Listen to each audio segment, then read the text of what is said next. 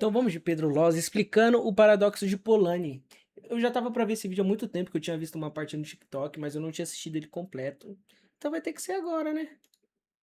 Você sabe como andar de skate? Se você respondeu que sim, ótimo, você pode continuar assistindo esse vídeo. Se você respondeu que não, você também pode continuar assistindo esse vídeo. Mas para quem respondeu que sim, eu tenho outra pergunta. Como que se anda de skate? Eu tô querendo aprender. Pezinho na base, esquerdo que eu uso, rema e vai. Isso não é uma pergunta retórica. Na verdade, é bem séria. Muita gente, mesmo depois de muitos anos sem andar de skate, precisa de poucos segundos para relembrar como se faz. Igual andar de Mas se eu bicicleta. peço para explicar como se anda de skate, as coisas ficam bem mais difíceis. Eu acabei de aprender e não consigo explicar os detalhes. Se não ficou claro, o desafio é explicar detalhadamente para alguém que nunca andou como é que se equilibra no skate, como fazer curvas, remar, frear, a ponto disso ser algo que a pessoa conheça e domine totalmente. Então, olha que curioso. Se você respondeu que sim, você sabe andar de skate, mas você não sabe como sabe disso. Você só sabe. E isso não é só curioso e incrível. Esse fato talvez seja uma das indicações de que uma inteligência artificial nunca vai conseguir substituir humanos, pelo menos não de verdade. Existem capacidades. Tem coisa que parece que a inteligência artificial, óbvio que ela não tem consciência, né? Não vou conseguir explicar, Humanas que foda-se. parecem genuinamente Vou além do que tentar máquinas explicar. podem aprender atualmente. E não por uma limitação das máquinas, e sim por uma própria limitação dos seres humanos. E parece que existem conhecimentos que temos, mas que nós não sabemos expressar, como andar Isso de é muito skate ou burro. andar de Mano, bicicleta. tipo assim, ó, vou tentar explicar. É igual, eu tava vendo no Instagram, o cara fez a logo do bar dele, era um ursinho polar. E aí a logo do bar, o quadradinho lá, é tipo, os dois olhos do urso, e aí o nariz é a taça de champanhe, é como se fosse uma taça de champanhe, tá ligado? Ficou muito pica. Isso a inteligência artificial não conseguiria fazer. Entende o que eu tô querendo dizer? E isso tem nome: paradoxo de Polanyi. Andar de skate não é um conhecimento intelectual. Tá, eu tô prestes a arranjar treta, deixa eu deixar isso claro. Por definição, conhecimento intelectual é aquele que nós usamos o raciocínio para fazer cálculos, pesquisas ou até para identificar padrões, tipo quando a gente resolve um quebra-cabeça. Você provavelmente vai saber me dizer quanto que é 27 dividido por 3. A resposta é 9. Inclusive. Agora, você sabe como saber isso? A resposta é que sim, você sabe. Porque em algum Eu momento você aprendi. aprendeu as regras de divisão numérica e consegue dividir 27 por 3 passo a passo se precisar. Ou seja, Que quem não aprendeu a tabuada do 9 também tá de brincadeira, né? 9, 18, 27, 9, 18, 27, 36, 45, 54, 63, 72, 81. a sua capacidade de divisão é um conhecimento intelectual. Você entende o seu raciocínio por trás dela. Como Vamos diria o continuar. filósofo Polanyi, sabemos mais do que podemos dizer. Que frase linda. E esse que é o paradoxo. Sabemos mais do que podemos dizer. Sim, é eu tentando explicar o que eu tava querendo explicar da inteligência artificial. Sim. A visão tradicional de conhecimento implica que todo conhecimento pode ser intelectualizado e explicado de forma racional e precisa. Não. Mas na prática, parece que existem conhecimentos genuínos que não têm expressão racional. Como é típico na filosofia, Polanyi não inventou seu paradoxo do nada. Ele, na verdade, estava dando a sua resposta a um debate milenar sobre a natureza do conhecimento. Essa ideia tradicional de conhecimento como algo que pode ser justificado vem dos gregos. Mesmo figuras como Aristóteles acreditando em diversos tipos de conhecimentos diferentes, para ele, todos os conhecimentos dependiam da razão. Sem razão, sem capacidade de justificar, não há conhecimento. Um dos primeiros filósofos que tentou expandir conhecimento para além da razão foi David Hume, que trouxe a ideia de hábito como característica fundamental para nos assegurarmos sobre o que nós conhecemos. Por exemplo, eu sei que o meu cachorro vai me acordar às 6 da manhã arranhando a porta pedindo comida. Eu não tenho como provar que isso vai acontecer amanhã, mas eu sei que vai acontecer. porque ele faz isso quase todo dia e eu continuo caindo. Esse conhecimento é devido a uma repetição de experiências passadas que moldam o que eu espero do futuro. Por exemplo, nas palavras do próprio Merleau-Ponty, quando estamos digitando em um teclado, por que nós não precisamos indicar onde estão cada uma das teclas? Porque, por meio do hábito, o teclado se torna uma extensão do nosso corpo. Ou seja, o seu corpo sabe onde as teclas estão, mesmo sem você saber. Segundo uma visão aristotélica, o Será hábito que sabe não mesmo? seria um...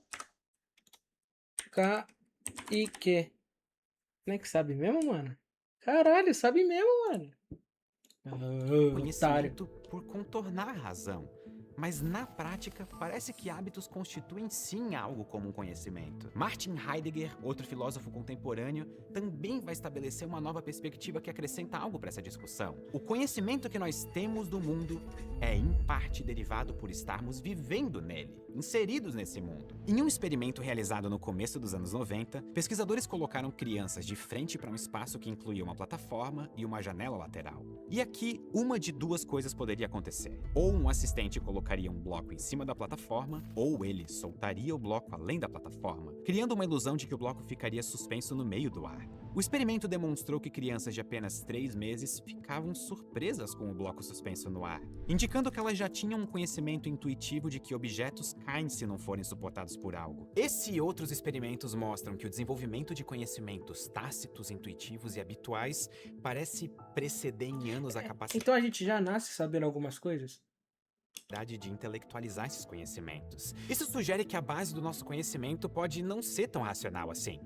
Por exemplo, há Mano, alguns meses eu comecei a jogar pádel. Depois de um certo tempo, ficou meio que intuitivo de saber para onde a bolinha vai. Eu não preciso resolver as equações de lançamento oblíquo para saber onde me posicionar na quadra. Eu só sei onde ficar.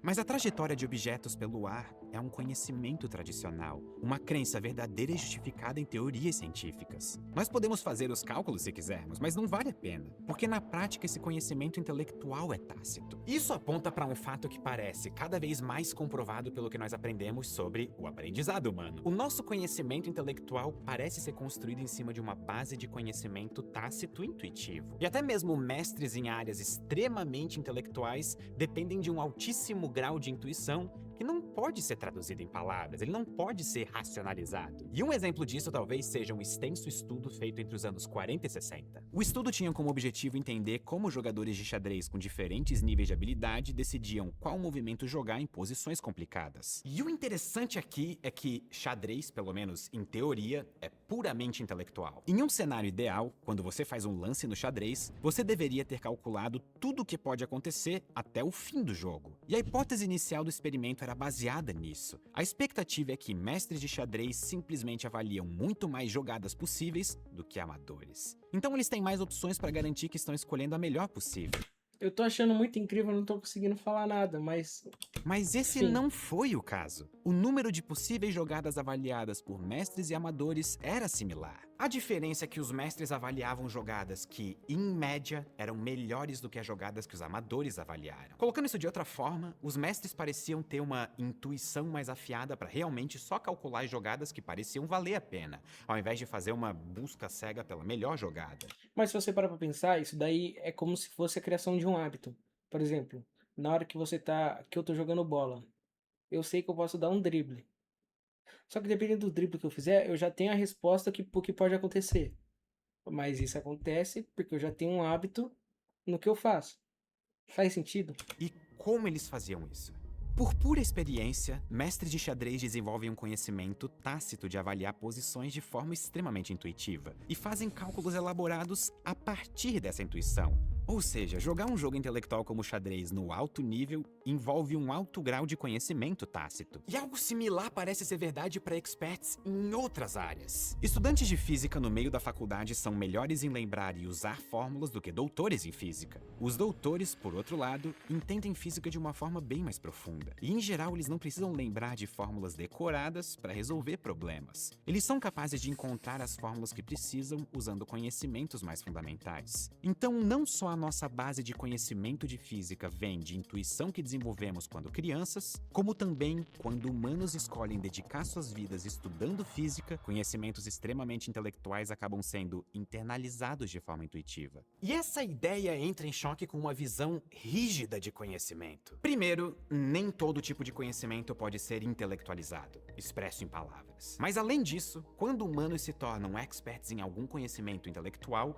o conhecimento intelectual vira, em parte, intuição. O paradoxo de Polanyi é chamado de paradoxo porque quando ele é formulado, ele apresenta uma contradição sobre a forma usual de pensar em conhecimento. Os pensadores clássicos definiram conhecimento como algo puramente racional, mas isso entrava em contradição com conhecimentos como andar de bicicleta ou tocar um instrumento. Saber expressar intelectualmente um conhecimento não parece ser necessário. Isso daí me pegou, tá? Necessário para de fato se ter aquele conhecimento. E na verdade, quanto mais nós aprendemos sobre como os humanos aprendem, conhecimento intelectual parece ser exceção e não a regra. Quando nós aprendemos de verdade alguma coisa nova, nós não ganhamos uma lista de fatos que nós podemos lembrar e escrever. Aprender de verdade significa mudar quem nós somos.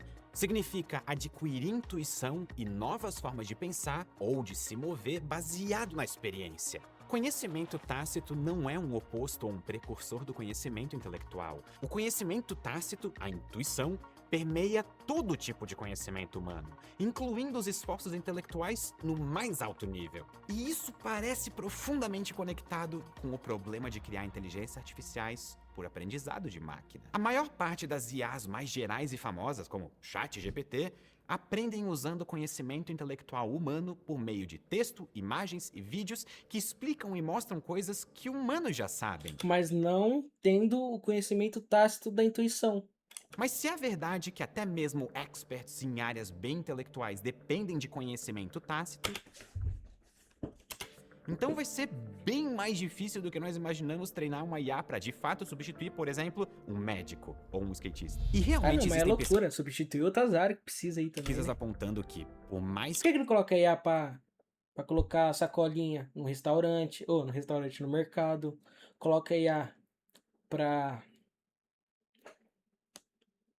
que inteligências artificiais possam aprender o Coloca aí, suficiente mano. para passar nas provas e testes teóricos, acumulando conhecimento intelectual no processo, as mesmas IAs falham quando precisam tomar decisões corretas em testes mais práticos, justamente porque experts não tomam decisões baseadas somente em conhecimento explícito. Existe uma arte por trás de ser um médico, ou um cientista, ou qualquer outra profissão. E o problema não é que IAs são incapazes de aprender coisas mais tácitas ou indiretas. Inteligências artificiais podem aprender todo tipo de padrão. O problema é que boa parte das capacidades extraordinárias da humanidade não são expressas como conhecimento intelectual, escrito em papel ou que pode ser filmado. Boa parte das nossas capacidades mais incríveis No que a gente sente. estão dentro de nós, guardadas no nosso sistema neural, na nossa memória muscular, ou então na nossa intuição de formas que nós mesmos não conseguimos entender. Sim. E máquinas só conseguem aprender o que nós podemos dizer para elas. E como já disse Polanyi, sabemos mais do que podemos dizer.